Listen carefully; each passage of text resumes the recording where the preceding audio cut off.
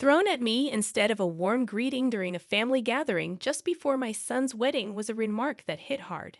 In front of me, a baguette from an upscale French restaurant rested on a glass plate, a symbol of unexpected humiliation served by my son's fiancée. I had raised my son, Christopher, on my own, and never did I imagine such a moment of degradation.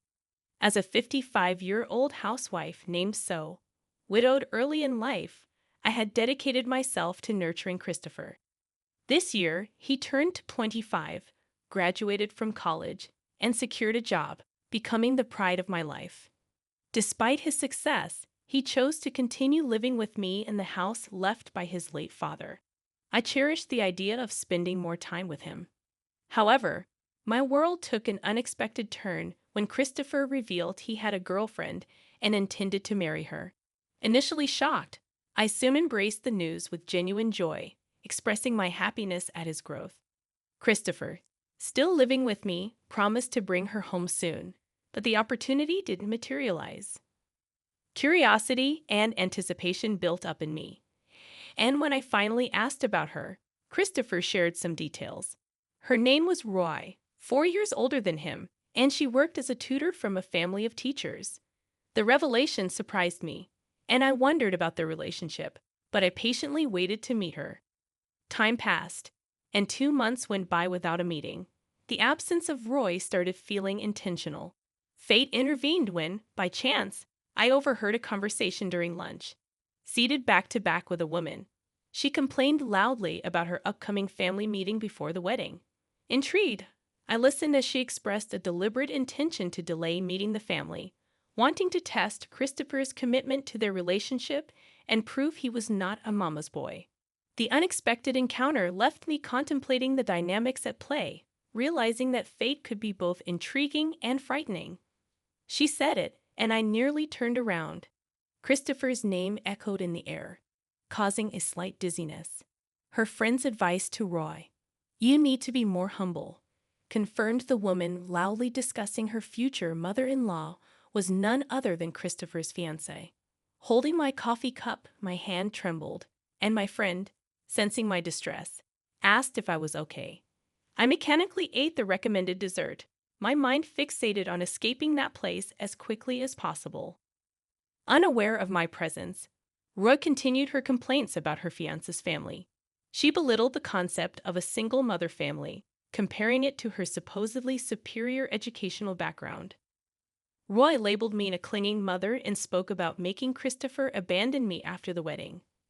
Fear overwhelmed any anger I felt. The conflict between mother-in-law and daughter-in-law had begun prematurely. Even before the family meeting before the wedding, Roy showcased her disdain. Yet, she was the woman Christopher chose. I tried to reassure myself that there must be something wonderful about her. Back home, I attempted to calm my nerves, resolving not to tell Christopher about this incident. Alone, I stopped pushing him about the family meeting. I knew she had no intention of attending, and I refused to continuously be looked down upon by being too accommodating. Christopher sensed my change of heart, but didn't press further. "It's okay if you're busy, whenever it's convenient for you," I told him, trying to ease his burden. The wedding plans between Christopher and Roy seemed to progress faster than the family meeting. Spotting a wedding venue brochure on the living room table, I realized the countdown had begun. I contemplated speaking up about the wrong order of things but refrained for my son's sake. Making a fuss would lead to accusations of being unable to let go or being a mama's boy. Faceless accusations that would upset me. Christopher was crucial to me, but he was an independent adult. I had refrained from interfering more than necessary, demonstrating my tolerance. One morning, Christopher abruptly announced a family meeting with the parents-in-law. They had reserved a fancy French restaurant, and he wanted me to come. The meeting was scheduled in 2 days, a sudden announcement that left me a bit irritated. Shouldn't such things be planned after matching everyone's schedules? I held back my frustration, saying, "All right, I haven't formally met Roy yet, so it's good to meet her sooner." Christopher apologized for the sudden plan, but in my mind, it was Roy and her family who should be apologizing, not him. I reassured him that it's fine. On the day of the family meeting, Christopher and I arrived at the designated upscale French restaurant. I felt a bit nervous, it being my first time at such a fancy place. Christopher chuckled, acknowledging the nerve-wracking atmosphere. As we gave our name to the staff, we were guided to a private room where Roy's family had already gathered. Roy and her mother, Mara, were present. Excusing ourselves, I'd opened the door to the private room. Seated there were Mara, exuding a definite teacher vibe, and Roa, sporting slightly flashy makeup.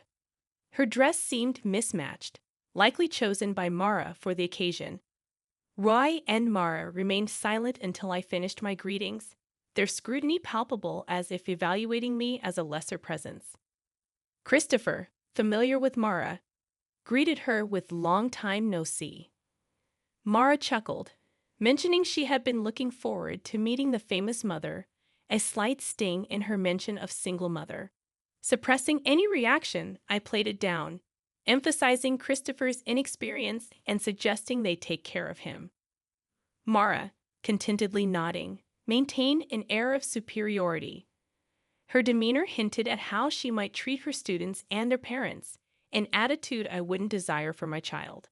She invited me to sit, yet Roy hadn't greeted me. With reluctance, I initiated conversation, prompting Roy to respond with a mocking snort, deeming repetition inefficient. Her arrogant remark stirred anger within me, but I restrained my temper. She was the woman Christopher had chosen. I feigned calmness, acknowledging her comment with forced civility, though I felt close to my limit. Mara informed us that Roy's father would be late due to work, suggesting we proceed without him. Roy then made a seemingly innocent comment to Christopher, insinuating his lack of exposure to such lavish food due to his past poverty. Christopher, unfazed, went along with her comment. I'd always knew Christopher to be kind and patient, but this situation seemed beyond that. Concerns about how he navigated society started to creep in. Was he possibly being taken advantage of? A parental worry nagged at me. Ignoring the odd expressions from Roy and Mara, I suggested we enjoy the feast. However, their unpleasant smiles intensified, and the reason behind their mockery soon became apparent. As the first dish arrived on a beautifully decorated plate, I couldn't help but exclaim at the sight of a simple baguette on a glass plate. Roy and Mara seemed to find this hilariously amusing, laughing heartily at my shocked expression. It turned out that the owner of the upscale French restaurant was Mara's brother, and they had collaborated to ridicule me. "The poor that suits you best," Roy said, openly mocking me. Christopher, seemingly pale, and I were left in disbelief, trying to contain my anger. I muttered about how this supposedly suited a poor person like me. Roy misinterpreted my reaction, thinking I was crying. Dismissing it, she laughed even harder. Surprisingly, Mara, who might be expected to scold Roy, only said, "Oh dear, Roy," without any intention of reprimanding her. I couldn't bear the idea of such individuals becoming part of my family. Just as I raised my bowed head, Roy's father entered, apologizing for being late. Witnessing the baguette situation, he seemed taken aback. Roy proudly explained that she had the baguette prepared, thinking I, raised in poverty, hadn't experienced such cuisine. Her father scolded her for taking the joke too far, but couldn't hide his amusement. The thought of them becoming my family was unbearable. As the father turned pale, I looked up and recognized him. Cedric, the principal of a private high school where I had been facing difficulties. I expressed my surprise, and he exclaimed in shock, revealing that he had become the principal 3 years ago. Instead of dwelling on educational policies, I couldn't resist suggesting he pay more attention to education at home, especially considering the insult from his daughter, something I vowed never to forget. I said, staring down at him. He had always berated me, claiming that a single mother couldn't be a principal. He had spread rumors that I couldn't properly educate my own child. Roy, realizing the impact of her actions, seemed taken aback. Marcia trembled, lost for words. I looked at each member of Roy's family and slowly bit into the baguette. The sound of me crunching echoed in the room. delicious as expected of a high-end French restaurant's baguette. How about it, Cedric? I'd offered, smiling as I held out the glass plate with the baguette. His hand trembled amusingly as he took it. Don't get the wrong idea. I'd always separate work and personal life. Your dismissal has always been a topic at the board meetings. I was the one opposing it. Without rivalry, there's no momentum for reform. But your role ends here, I declared, giving him a final warning.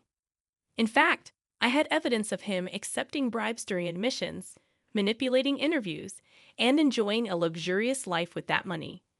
I was still deciding whether to pursue criminal charges, but if he left the school quietly, I was willing to let it go. Christopher, let's go home. She may be this kind of lady, but can you still see her as a marriage partner? I won't stop you if you choose her, I said to Christopher, whose gaze was fixed on the baguette Cedric held out to him.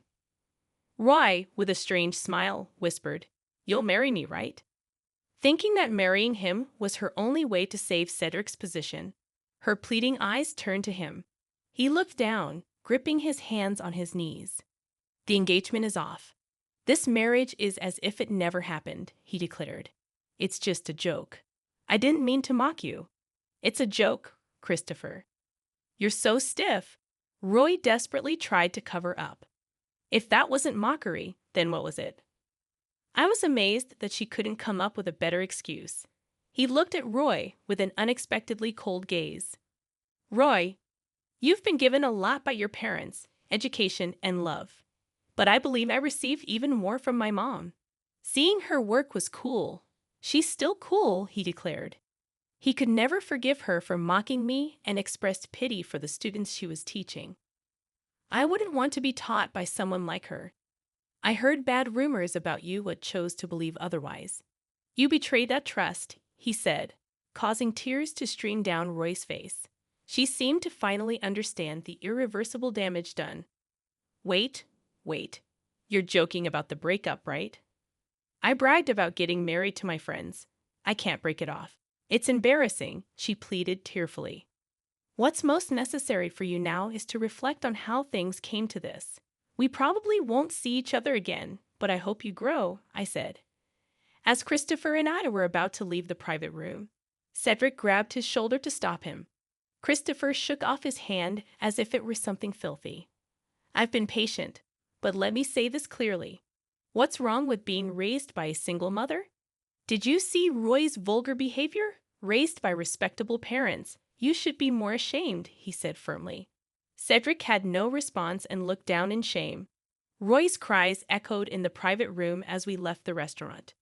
The moment we stepped outside, we heard Cedric's angry voice, probably yelling at Roy. Christopher, you need to be more discerning in choosing women. When I said that, he scratched his head and mumbled, It's embarrassing. Apparently, Roy had aggressively pursued him, and Christopher, who tends to be easily swayed, fell into that situation. It was clear that Roy saw an opportunity in him. Regardless, I expressed relief that everything came to light before the marriage as we headed home. The engagement ended amicably. Roy initially demanded compensation, but Christopher dismissed it logically, explaining to his lawyer that Roy was entirely to blame for the broken engagement. The compensation demand was dropped, and when threatened with a lawsuit, Roy quickly backed down. Perhaps her parents advised her not to escalate the situation further. Though I usually keep work and personal life separate, Cedric had to leave the school due to the bribery issue during admissions becoming public. Faced with the choice of leaving quietly or going to court, he opted for the former. Unemployed and desperately seeking a new job, he faced the challenge of overcoming the bad rumors that spread fast in the industry. Roy, having resigned from her tutoring job, was reportedly confined to a room in her parents' house, too embarrassed to even seek new employment. Marcia, burdened with 2 unemployed adults, was allegedly preparing for divorce, yet she couldn't maintain her previous luxurious lifestyle. She wanted to use her earnings solely for herself, citing that as her reason for divorce. A logical decision, perhaps, but one that led to the family's downfall. While I feel a bit sorry for her, I believe it's her responsibility. Sometimes after the incident, I felt genuinely happy for the first time in a while. Christopher introduced me to a wonderful woman, a single mother working at the same place as him. She has a daughter about to turn 3, and it seems she was the one who lifted Christopher's spirits after the broken engagement with Roy. She is bright and sunny, and her daughter is fond of Christopher. Despite the roundabout journey, I am slightly relieved that Christopher seems to be on his way to building a happy family. Maybe, despite the challenges, I'll even become a grandmother.